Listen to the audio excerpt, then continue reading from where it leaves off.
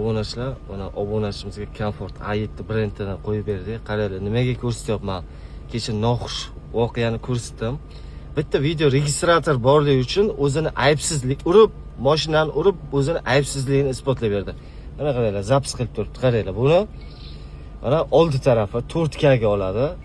Salon orqa qismi 2K ga oladi. Buni qaranglar, mana baland past qilaveradi.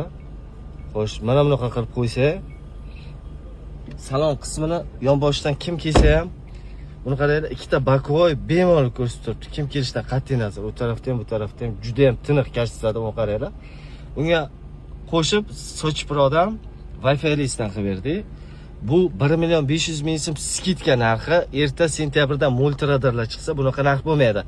Aka-ukalar, xohlaylar qo'yinglar, xohlaylar qo'ymanglar, lekin tavsiya qilaman. Hozirgi noxushliklarni oldini ola olmaysizlar, lekin qanaqadir yomon situatsiyada, yomon vaziyatdan aynan video registrator orqali chiqib ketsa bo'ladi. Sportni, tuhmat, yana nimadirlardan xohlang Comfort olmang, xohlang Lenovo oling, Tez oling, nimadir olsangiz ham menga qiziq yo'q. Men shunaqadan qo'yib olaylar. Siz mana shunaqadan qo'yib olsangiz, yomon holatlarni oldini olasiz. Sog' shavit, omon shavit. Bizda 7-8 xil modeldagi video registratorlar bor. Sizni kutib qolamiz, kelib qoling.